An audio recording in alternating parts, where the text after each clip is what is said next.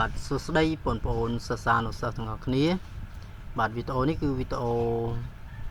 រកបដិស័ព្ទឬយើងហៅថាពាក្យផ្ទុយ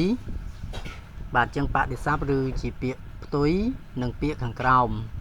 អញ្ចឹងពាក្យទាំងអស់វាមាន8ទី1គឺពាក្យធំផ្ទុយនឹង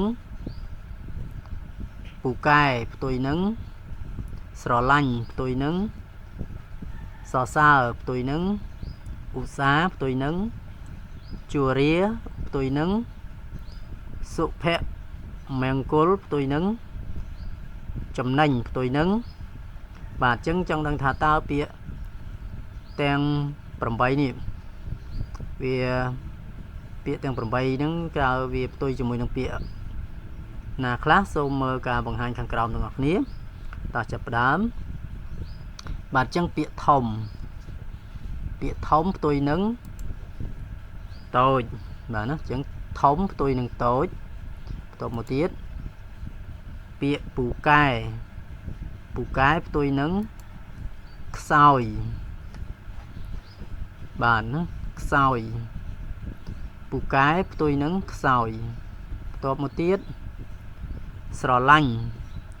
បាទអញ្ចឹងស្រឡាញ់ផ្ទុយនឹងស្អប់បាទអញ្ចឹងស្រឡាញ់ផ្ទុយនឹងស្អប់តបមកទៀតសរសើរផ្ទុយនឹងស្ដីបន្ទោសបាទអញ្ចឹងសរសើរផ្ទុយនឹងស្ដីបន្ទោសឬក៏សរសើរផ្ទុយនឹងបង្អាប់បាទបន្តមកទៀតឧស្សាហ៍ផ្ទុយនឹងខ្ជិលបាទអញ្ចឹងឧស្សាហ៍ផ្ទុយនឹងខ្ជិលតបមកទៀតជរាផ្ទុយនឹងរឹងមាំបាទអញ្ចឹងជរាផ្ទុយនឹងរឹងមាំតបមកទៀតសុភមង្គលផ្ទុយនឹងអពមង្គលបាទនេះបាទអញ្ចឹងសុភមង្គលផ្ទុយនឹងអពមង្គលតបមកទៀតពាក្យចុងក្រោយនេះគឺពាក្យចំណេញបាទចំណេញផ្ទុយនឹងខាតបាទចំណេញផ្ទុយនឹងខាតបាទអញ្ចឹងបដិស័ព្ទឬពាក្យផ្ទុយ